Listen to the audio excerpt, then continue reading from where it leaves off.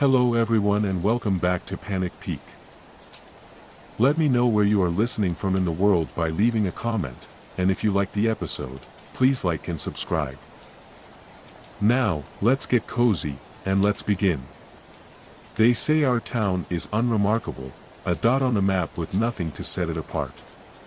But those of us who live here know that something changed, something unspeakable, on those strange, silent nights. It began innocuously, a whisper in the dark, a thing easily ignored. But by the time we realized the truth, it was already too late. The first time it happened, I chalked it up to forgetfulness. The door to my house, swinging slightly ajar in the pale morning light, felt like an oversight, a late-night lapse in locking up. Then I saw the footprints. Muddy, unmistakable tracks stretched from my bed to the front door, and then out into the street. My heart pounded as I stood there, staring at the streaks of dirt smeared across my living room floor. They weren't mine, I hadn't stepped outside the night before. I convinced myself it was nothing. Maybe I had sleepwalked. Maybe I had wandered outside and come back without waking up. It wasn't until I heard my neighbor, Mrs. Crenshaw, muttering about her own unlocked door and her muddy floors that I started to feel the icy tendrils of fear creeping in. By the end of the week, it was the talk of the town. Every morning, more stories of unlocked doors and muddy footprints circulated through the diner and the hardware store. Nobody admitted to seeing anything, nobody except old Mr. Grady. He'd claimed to see figures in the night, silhouettes of people walking aimlessly down the street. Nobody took him seriously, Mr. Grady had been known to embellish. But I couldn't shake the feeling that he wasn't lying. I decided to stay awake the next night. I brewed coffee strong enough to burn my throat and positioned myself in the armchair by the front window. Hours ticked by. Midnight came and went, the town silent under the moonlight. Then I heard it. The faint shuffle of footsteps outside. My heart seized as I peered through the curtains. A line of people stretched down the street, moving in eerie unison. Their movements were slow, deliberate, as though guided by some unseen force. My stomach turned as I recognized the faces of my neighbors. Mrs. Crenshaw shuffled along, her nightgown trailing in the dirt. Behind her was Daniel, the teenager from the next street over, his head lolling as he walked. I watched, frozen, as the procession moved past my house. One by one, they disappeared into the woods at the edge of town. The trees swallowed them whole, leaving nothing but the sound of rustling leaves. I waited for hours, but no one came back. When the first light of dawn crept over the horizon, I ventured outside. The muddy trail led straight to the woods. My hands trembled as I stood at the edge of the trees, staring into the darkness beyond. Something told me not to go in, but I couldn't ignore the gnawing curiosity, or the fear that something was terribly wrong. The air was heavy with the scent of damp earth as I stepped into the forest. The trail of footprints wound deeper and deeper, leading me to a clearing bathed in an unnatural glow. They were there, standing in a perfect circle. My neighbors, their faces slack and lifeless, their eyes wide open but unseeing. At the center of the circle was something I couldn't fully comprehend. A figure, tall, angular, and pulsating with a sickly, pale light. It moved without moving, shifting in and out of focus like a flickering flame. The figure turned, though it had no eyes to see me. A cold, crushing pressure filled my chest, and I stumbled backward, gasping for air. The neighbors didn't react. They just stood there, silent and still, as the thing's presence seemed to stretch and grow, wrapping itself around my mind like icy tendrils. I don't remember running back to my house. The next thing I knew, I was sitting on my floor, my hands shaking and my heart racing. The sun was up, and the footprints leading to the woods were gone. The following nights brought new terrors. I'd wake up drenched in sweat, my dreams haunted by visions of the glowing figure. It wasn't just me, others in town grew uneasy, their eyes shadowed by sleeplessness. People whispered about noises in the woods, strange lights flickering among the trees. No one dared to investigate, not after what had already happened. One night, I heard something at my window.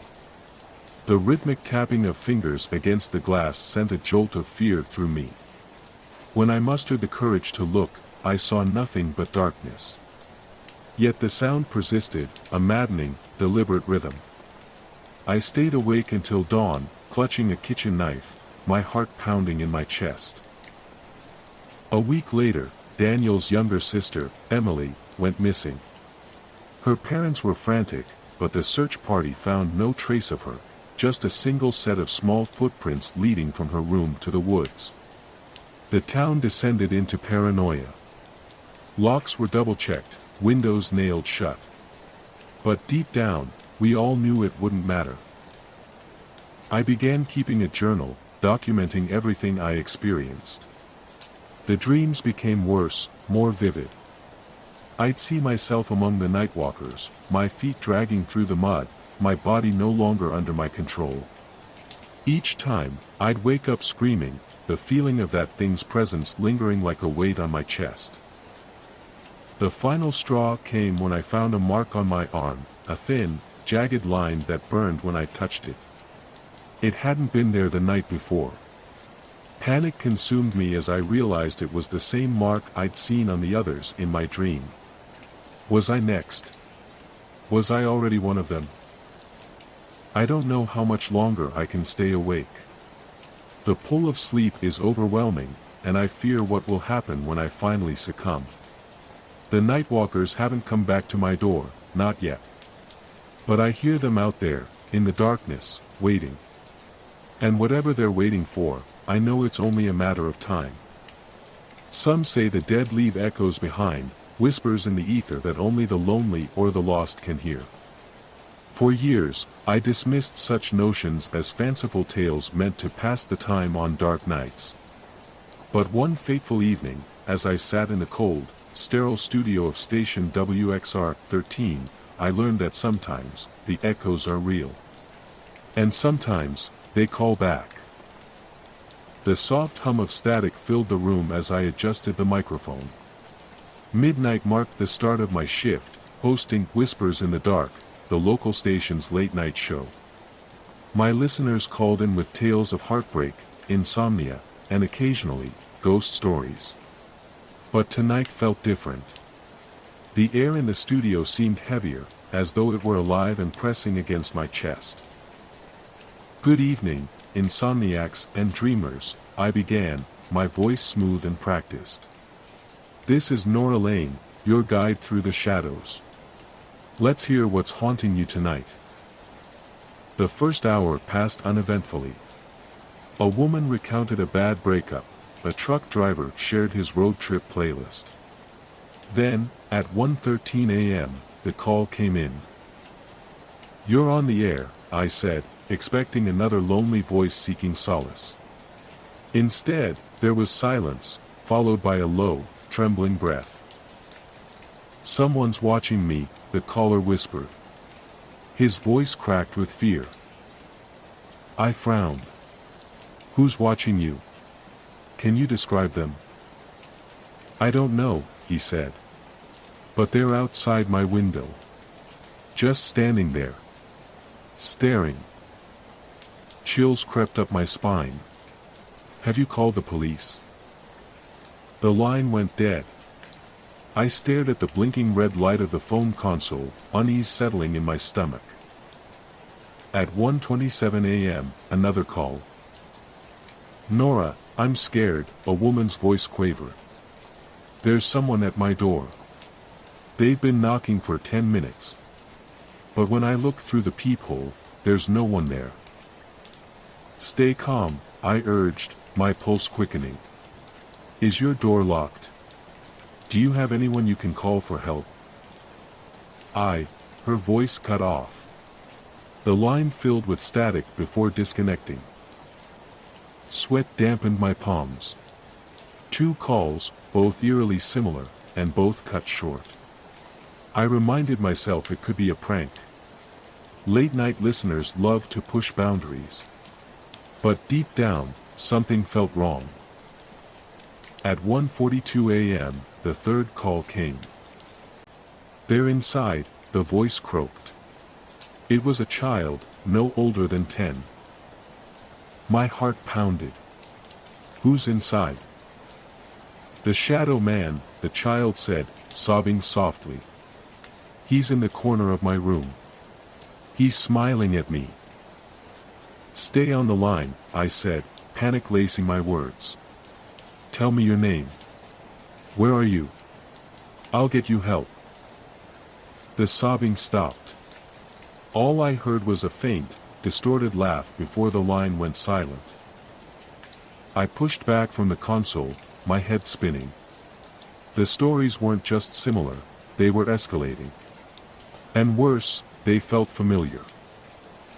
Years ago, as a teenager, I'd been home alone when I saw someone outside my bedroom window. Just standing. Watching. A week later, I woke to soft knocking on my door in the middle of the night, though no one was there.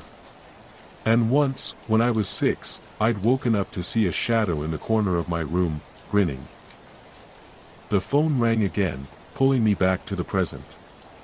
My hand hovered over the receiver, dread pooling in my stomach. Finally, I answered.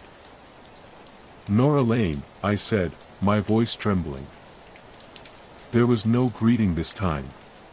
Only a deep, guttural whisper. You can't escape us. The studio lights flickered. My computer screen went black, replaced by a single word in red text, remember. The memories came flooding back, the eyes at the window, the empty hallway, the sinister smile in the dark. They weren't isolated events. They were connected. And somehow, the callers tonight knew. The phone rang once more.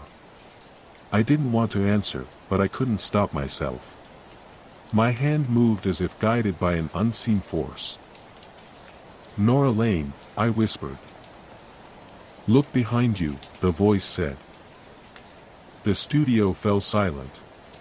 Even the hum of the equipment seemed to vanish. My breath hitched as I turned, slowly, my chair creaking in the oppressive quiet. In the reflection of the studio window, I saw it, a shadow, impossibly tall, standing right behind me. Its grin stretched far too wide, teeth gleaming in the dim light. The line went dead. So did the lights. And I wasn't alone. Hours later, when the lights flickered back on, I found myself slumped in the chair, the studio empty and eerily quiet. The clock read 3:47 a.m., but I had no memory of the time that had passed. My throat was dry, my voice raw, as though I'd been screaming. The phone on the console sat still, silent now. The red light that had blinked incessantly earlier was off, but as I reached out to touch it, the faint smell of burnt plastic filled the room. I checked the recording software, desperate to make sense of what had happened. The logs were blank, as if no calls had been recorded. No audio, no timestamps, just empty files. Yet the voices, the whispers, still echoed in my ears. I left the studio that morning shaken, the morning sun offering little comfort. The streets were empty, the world outside seemingly oblivious to what had transpired. Every step I took felt watched, every shadow stretching a bit too long. When I arrived home, my heart sank. My door, though locked, bore faint scratches near the handle, as if something, or someone, had tried to get inside. The events of that night didn't end with the broadcast. Over the next few days, I started noticing changes. My reflection in the mirror seemed slower, lagging behind my movements. Objects in my apartment shifted positions without explanation. At night, faint whispers echoed in the corners of my room, just out of reach, but close enough to set my nerves on edge. When I tried to confide in a friend, she dismissed it as stress, urging me to take time off. But the fear was real, and it was growing. The Shadow Man wasn't just part of my past. He had returned, and now he was everywhere, in my studio, my home, my mind. Last night, as I lay in bed, the knocking started. Soft at first, then louder, more insistent. I stayed frozen, clutching my blanket as my breath came in shallow gasps. When I finally dared to look, the shadow was there, grinning at me through the window. And this time, it wasn't alone. Now, as I sit here writing this, the whispers are louder. They're calling me back to the studio, back to the darkness. And I know I'll go, because deep down, I understand the truth: you can't escape the echoes. They follow you. They always do.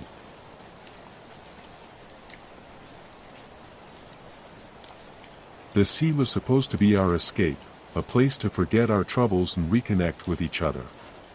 None of us had anticipated how quickly a sunny afternoon hike along the cliffs would turn into a desperate fight for survival. The storm came out of nowhere, a wall of rain and wind that swallowed the horizon and forced us to seek refuge.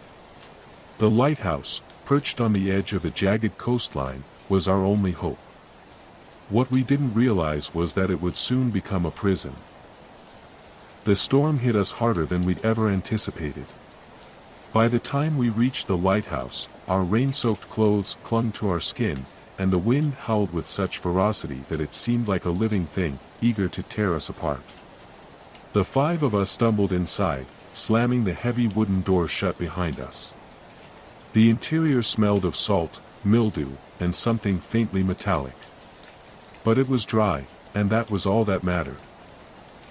"Thank God," muttered Mia, wringing water from her hair. "We'll just wait out the storm here." I nodded, shivering as I peeled off my drenched jacket. The lighthouse was deserted, its silence interrupted only by the rhythmic crash of waves against the rocks below. The walls were adorned with old maritime maps and rusted tools, relics of a bygone era. "Anyone else think it's weird that no one's here?" Mark asked, his voice barely audible over the storm. "Maybe the keeper evacuated," Sarah suggested. "We're lucky the door was unlocked." Alex lit a lantern we'd found near the entrance, its dim glow casting long shadows across the room. "Let's just warm up and figure out what to do next." We gathered around the lantern, huddling together for warmth. Outside, the storm raged on, the wind occasionally shaking the lighthouse to its foundation. That's when I noticed the flicker of the beacon above us. At first, I thought it was just the storm interfering with the light. But as I watched, the pattern became unmistakable. "Does anyone know Morse code?" I asked, my voice trembling. Mark looked at me, puzzled. "Why?" "The light," I said, pointing upward. "It's spelling something." We all turned our attention to the beacon. It blinked erratically, but with purpose. Alex pulled out his phone and searched for a Morse code chart, his face growing paler with each passing second. "What is it?"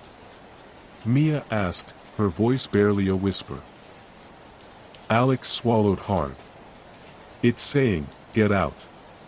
It's too late." A chill colder than the storm outside seeped into my bones.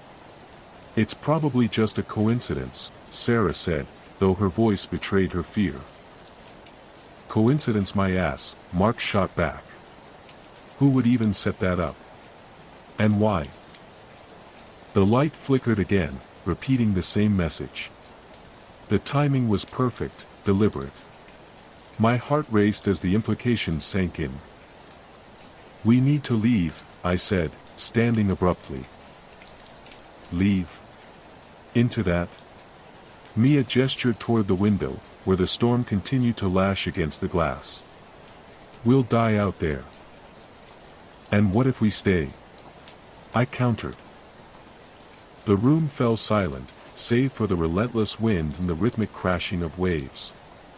Then we heard it, a faint, almost imperceptible sound coming from upstairs. Footsteps. "There's no one here," Sarah whispered, clutching Alex's arm. "We would have seen them." "Maybe they've been hiding," Mark said, though he didn't sound convinced. The footsteps grew louder, descending the spiral staircase. We stared at the doorway, too terrified to move.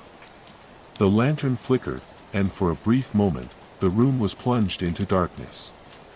When the light returned, the footsteps had stopped. "Hello?" Alex called out, his voice trembling. No answer. "This isn't happening," Mia muttered, her hands gripping the edge of the table. Suddenly, the beacon above us began to flash faster, its message changing. Alex scrambled to decipher it, his fingers trembling as he read aloud, "You're not alone." The room erupted into chaos. Mia screamed. Sarah began to cry. Mark grabbed a rusted wrench from the wall, brandishing it like a weapon. "We're leaving," I said, my voice firm despite the terror clawing at my insides.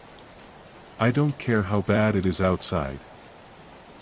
Just as we made our way to the door, it slammed shut with a deafening bang. The lantern went out, leaving us in complete darkness. Over the howling wind, I could hear a new sound, breathing. Slow, deliberate, and far too close. I fumbled for the lantern, my fingers trembling as I reignited the flame. When the light returned, it revealed something that made my blood run cold. On the wall, scratched into the plaster with deep, jagged lines, were the words, "It's too late." The footsteps resumed, this time rushing toward us from all directions.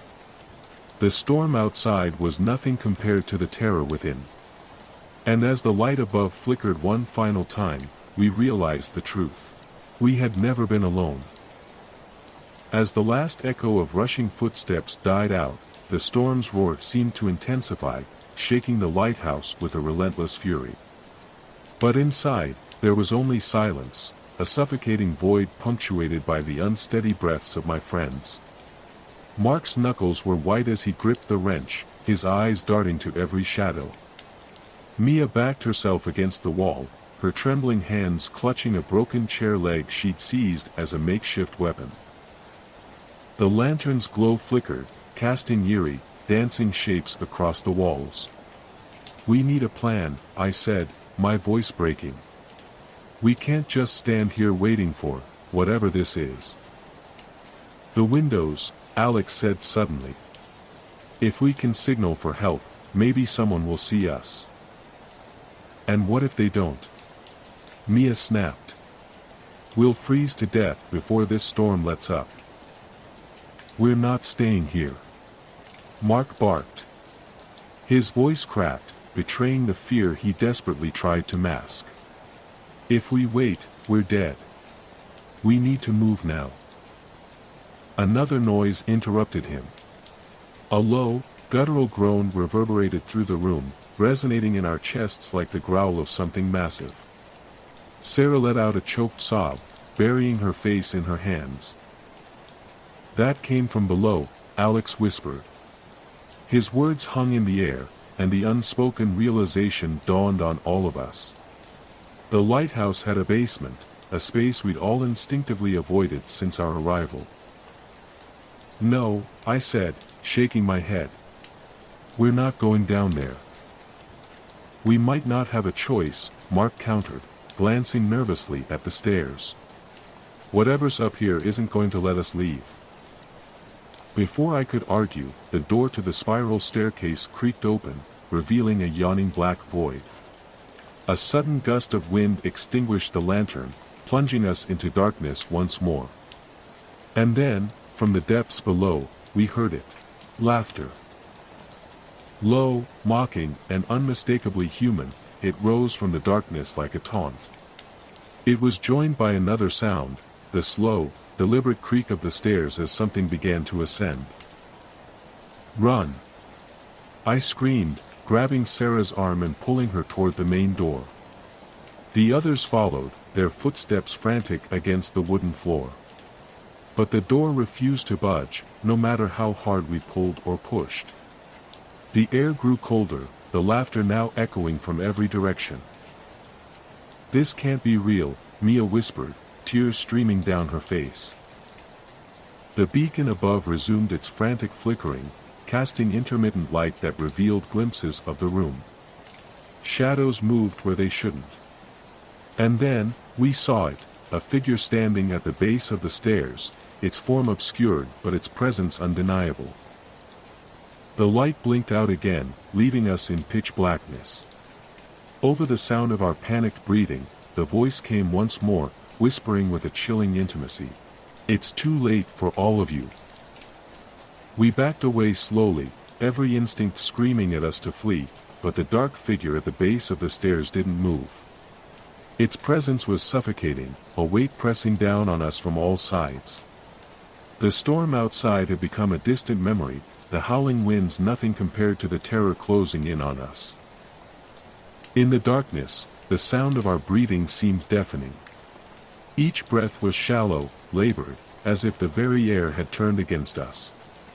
The laughter continued, now joined by whispers, hushed, unintelligible voices that seemed to be circling us, taunting us from the shadows. I reached out, my hand trembling, and grabbed the lantern, trying to relight it. My fingers fumbled over the matches, each strike seeming to echo in the silent room. Finally, the flame caught, and the faint glow illuminated the room once more. The figure at the bottom of the stairs was gone. The silence that followed was worse than the noise. It was as though the lighthouse itself held its breath, waiting for something we dared not acknowledge. "Now what?" Alex whispered, his voice barely audible. "We find a way out," I said, my throat tight. "We don't stay here any longer. We fight if we have to."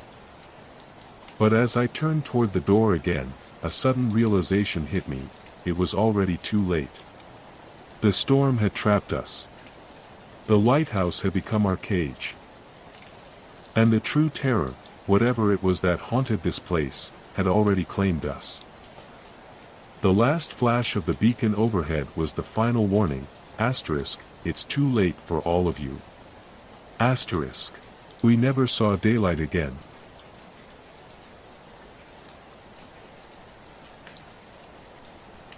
I always thought I was safe in my own home. It was a cozy little house, nothing fancy, but it had character. A place where I could relax, be alone, and unwind after a long day. But something shifted in the air one night, a subtle change that I couldn't quite put my finger on. It started with the odd sounds, scratching, tapping, the faint whisper of movement when no one else was around. I dismissed it at first, thinking it was the wind, or maybe an old house just creaking in its age. But then came the feeling. The one that crept up on me like a shadow, settling over my chest and making it hard to breathe. The sensation that someone was watching me, even when I was alone. At first, it was fleeting, just a flicker in the corner of my eye or a shadow darting too quickly to catch. But soon, it became something more, something tangible, something I could no longer ignore. I started to dread the nights. I'd lie in bed, staring at the ceiling, too afraid to fall asleep, too afraid of what might happen in the dark. The house grew colder, no matter how high I turned the thermostat. The whispers, faint at first, became clearer. They were soft, almost like a voice trying to speak just above a whisper, an unintelligible murmur that I could never quite understand. At times, it felt like it was coming from the walls, or even from inside my own head. I couldn't explain it, but I knew I wasn't alone. There was something, or someone, here with me. I could feel it when I walked through the rooms, like an invisible presence following me, always just out of sight. But it wasn't until that one night that I realized how far things had gone. I had stayed late at work, and by the time I arrived home, the house was eerily quiet. I flipped on the lights and went about my evening routine, trying to push the growing sense of unease to the back of my mind. But as the night wore on, the familiar silence began to feel suffocating. It was as if the walls themselves were closing in. That's when the sound came again. A low creak, like someone slowly walking across the floor above me. My heart rate quickened, and my stomach knotted. I stood still, straining to listen, but the house was silent once more. Just like before, the noise was subtle enough that I could have dismissed it if I weren't already on edge. But I couldn't shake the feeling. Someone, or something, was upstairs. I grabbed my phone, my hands trembling, and dialed the police, unsure if I was imagining it. After a long moment, I hung up. I couldn't bring myself to explain what had been happening. How could I? How could I tell them that I'd been hearing things in my own home, things that shouldn't be there? That's when I decided to take action. I couldn't live like this any longer. If I couldn't trust my senses, then I needed proof. So, I invested in a few cameras. Just basic motion sensor ones, nothing expensive. I placed them strategically around the house, one facing the hallway, another in the living room, and one in my bedroom. I thought maybe if I captured some footage, I'd be able to rationalize it, or at the very least find a way to explain it. I thought that would bring peace of mind. But it only brought terror. The first few nights were uneventful.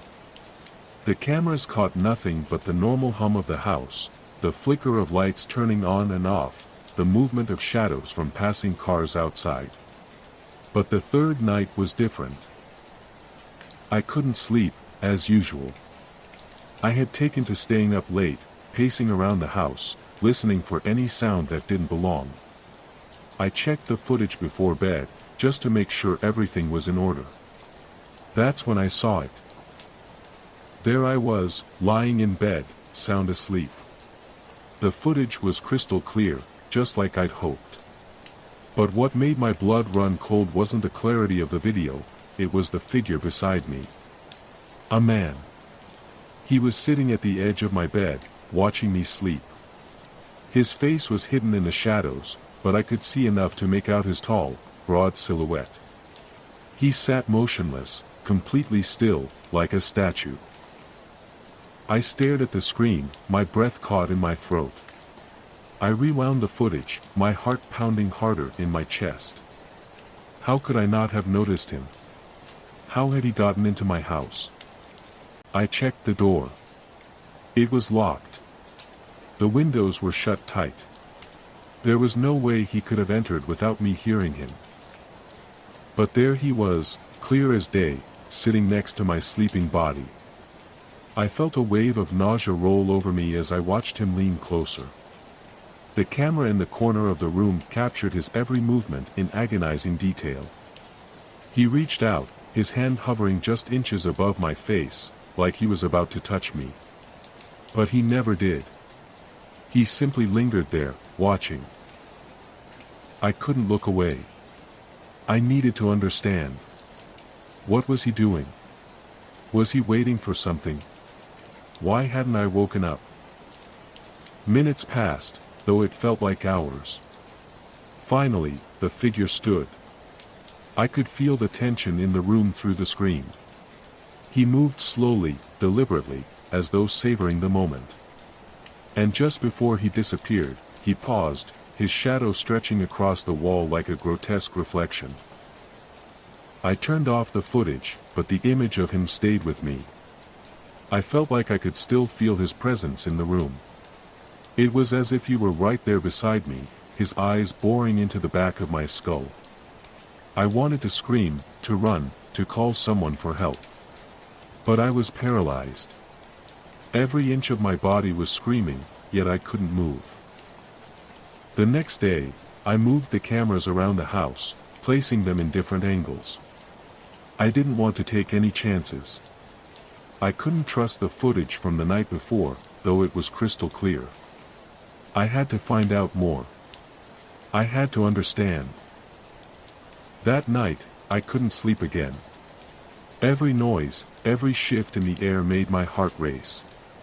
My eyes darted around the room, searching for any sign of him. And then, it happened again. The footage showed me sleeping soundly. But beside me, the figure returned. He was sitting there, in the same spot, his back rigid, his face hidden. This time, his movements were even more deliberate. He stood up, closer to my bed, bending down, leaning over me like he was about to whisper something in my ear. I froze. The room felt suffocating, like the air was thick with something ancient, something malevolent. And then, in the faintest flicker of the camera, I saw it, the briefest glimpse of his face. It wasn't human.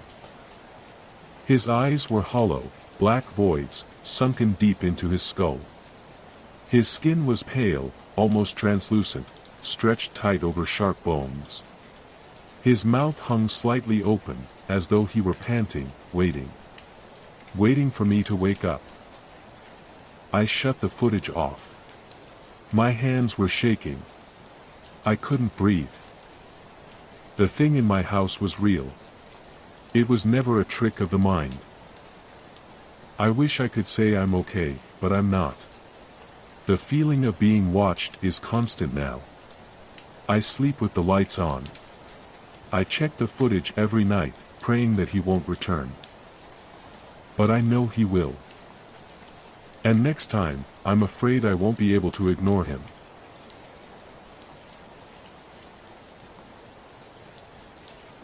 It was supposed to be a simple pit stop, just a place to rest for the night before we continued our road trip. Sarah and I had been driving for hours, the landscape becoming more desolate with each passing mile. We needed sleep, and when we saw the faded neon sign of the motel up ahead, we decided it would be good enough. Vacancy blinked weakly in the night, a welcoming signal after such a long stretch of empty road. We checked in at the front desk, a tired old man barely lifting his eyes from a book as he handed over the key to our room. The place felt off, but we were too tired to care. The room was small, cramped, and smelled faintly of old carpet, but it was enough to get us through the night. We made a quick dinner in the car and called it a night. Little did we know, the place we thought was a temporary stop would soon become a nightmare we couldn't escape from. I woke up to the sound of silence. It was the kind of quiet that made you uneasy, like the stillness just before a storm. I rubbed my eyes, groggy from sleep, and glanced at the clock, 9:03 a.m. The dim light creeping in through the curtains told me it was morning, but something felt wrong. I looked over at Sarah, who was still asleep beside me. She looked peaceful, a slight smile playing on her lips, like she was dreaming of something pleasant. I stretched, yawning, and turned my attention to the room around us. At first, it seemed normal, tired, sure, but normal. The same chipped paint, the same tired carpet, the same flickering fluorescent lights. But then, I noticed something. The air was heavy with the smell of mildew, and the floor creaked under my feet as I stood up. My heart began to race as I stepped toward the window. I pulled back the curtains and froze. Outside, there was nothing. Just nothing. No cars, no sign of life, just the empty road we had driven down last night. But more disturbing than that was the state of the motel. The building was crumbling, its once white walls are now a sickly gray, cracked and weathered by time. The windows were boarded up, and vines crept up the sides of the walls, choking what was left of the building. It looked as though no one had lived here in years. I turned back to Sarah, my breath quickening. My hands started to shake, and I stepped back from the window, my mind racing. We'd just checked in last night, right? It was late, we were exhausted from the long drive, and we found this place because it was cheap. But this didn't make sense. I rushed over to the door and grabbed the handle, heart pounding. It was locked. I tugged at it frantically, only to hear the faint sound of the deadbolt rattling inside. Panic set in. "Sarah," I said, my voice barely a whisper. "Wake up. Something's wrong." She stirred, blinking up at me. "What's wrong? You look like you've seen a ghost." "The motel. It's abandoned. There's no one here. It looks like it's been abandoned for years." Sarah sat up, rubbing her eyes. She glanced around, then followed my gaze to the window. Her face went pale as she took in the sight of the desolate exterior. "That's impossible," she muttered, almost to herself. "We were just here last night. I remember checking in." I could feel the walls closing in around us. A deep, hollow chill ran down my spine. I ran to the door again and tugged at the handle, more forcefully this time, but it wouldn't budge. I banged on it, yelling, but no one answered. Not a sound came from outside. My heart hammered in my chest, and every instinct screamed at me to get out of there. "Come on, Sarah. We have to go. Now." I grabbed her hand and pulled her to the door, but as I did, something caught my eye, a shadow moving at the edge of my vision. I whirled around, expecting to see someone. But there was nothing. Just the silent decay of the motel. My mind was playing tricks on me. It had to be. But then I saw it again. A figure, just standing at the end of the hall, its shape barely visible in the dim light. My breath hitched in my throat as I backed away, dragging Sarah with me. "What's wrong?" she asked, her voice shaking. "I saw something," I whispered, unable to tear my eyes away from the figure at the end of the hall.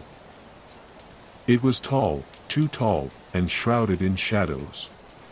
Its features were blurry, distorted, like it was trying to hide from the light. It stood still, watching us, but there was no movement, no sound. And then it started to move. Slowly, deliberately, it took one step toward us. Then another. I felt my blood run cold as I backed away, dragging Sarah with me. She didn't understand. She didn't see it. But I did, and I could feel the fear growing inside me, suffocating me. It was coming closer. I scrambled for the window, desperate for any escape, but the glass was locked shut. There was no way out. The figure stopped, just a few feet away now, its shape beginning to solidify in the dim light. I could see the outline of its face, its eyes wide open but empty, just black voids.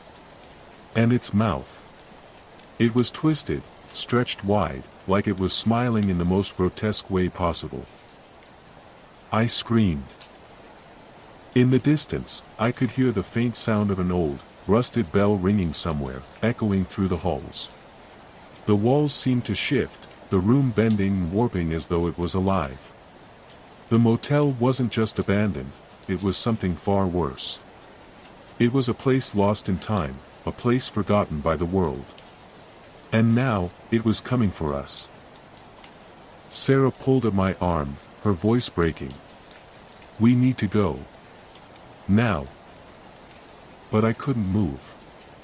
I couldn't look away from the figure, from its hollow eyes and its gaping mouth. I was frozen in place. The last thing I heard before everything went black was the sound of the bell ringing louder, the echo shaking the very foundations of the motel. And then, there was nothing. Just silence.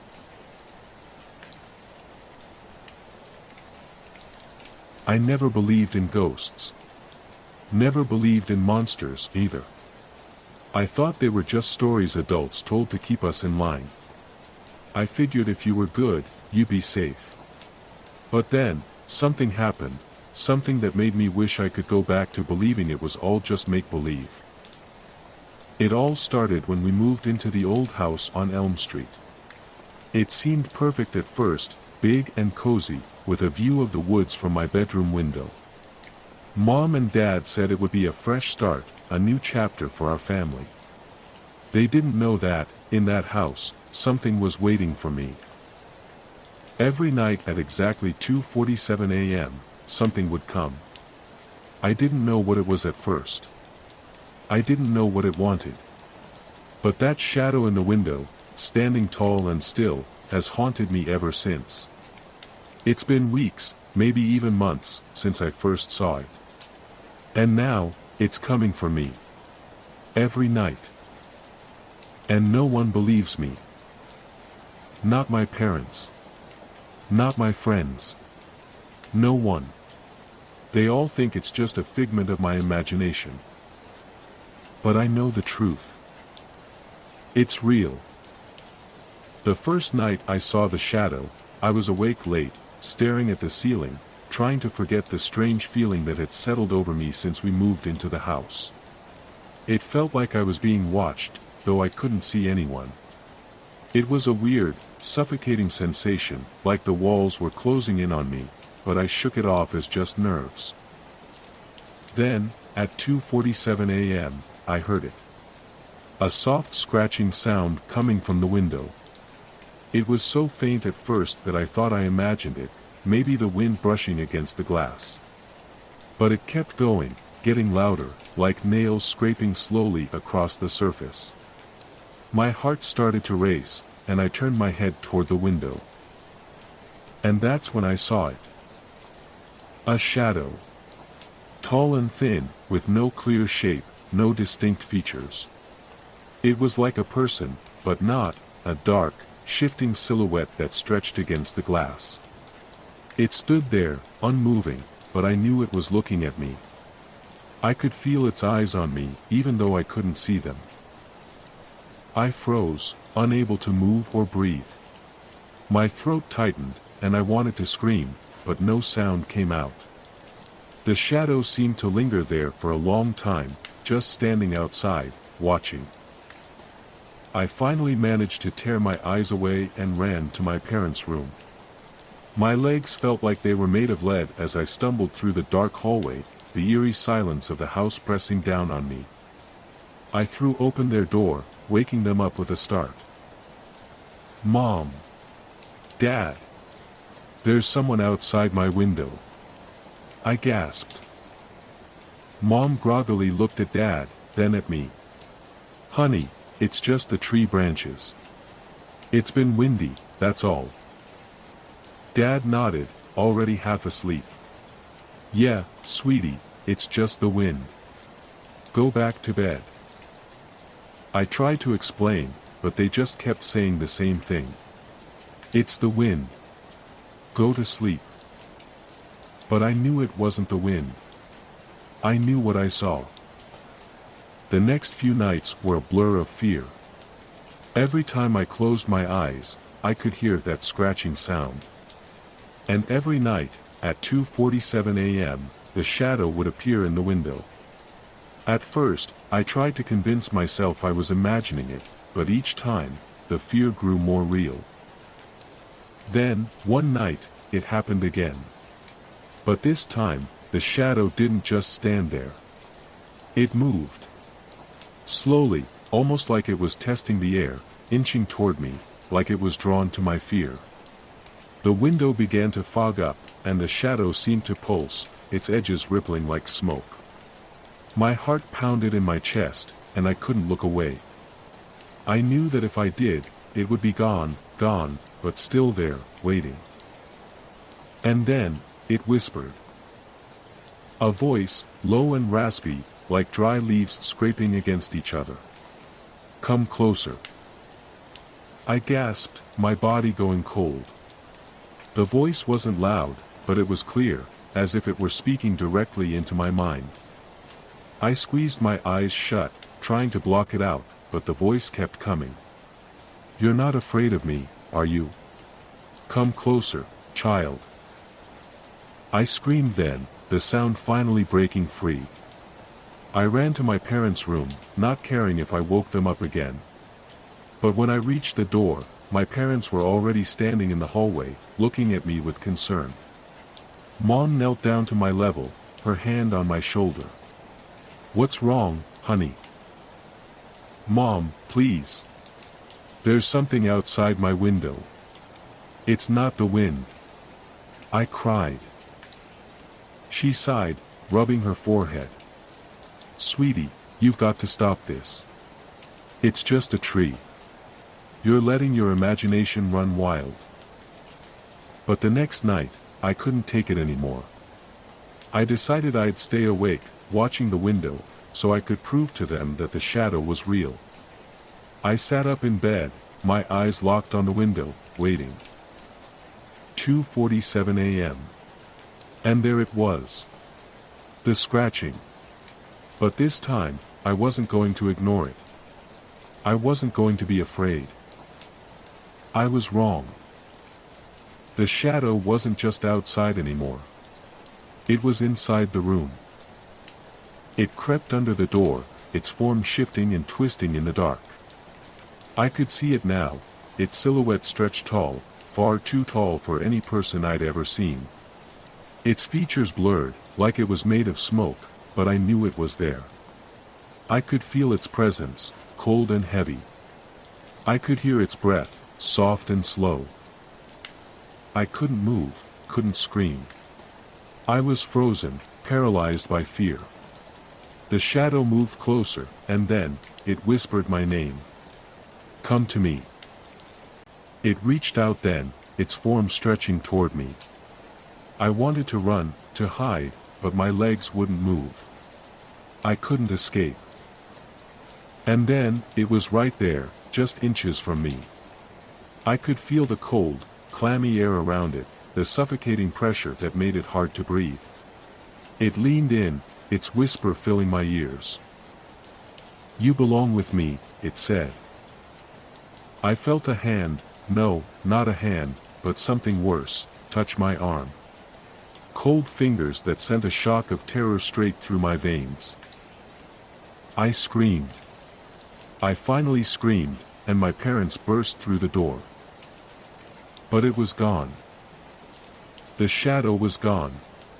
And I was left, shaking and crying, on the floor. Mom and Dad didn't believe me. They told me I was dreaming, that I was just scared of the dark. But I knew. I knew what I saw. That night, I didn't sleep. I stayed awake, watching the window, watching the clock. 2:47 a.m. The shadow was back. And it was getting closer. It's been weeks now, maybe even months, and the shadow hasn't stopped coming. It's always there, always waiting. And every time it whispers, I feel its cold fingers inching toward me. I can't escape. No matter how much I try, no matter how much I scream, it always comes back. And every time it whispers my name, I know it's getting closer. I'm not sure how much longer I can last. It won't stop until I'm gone.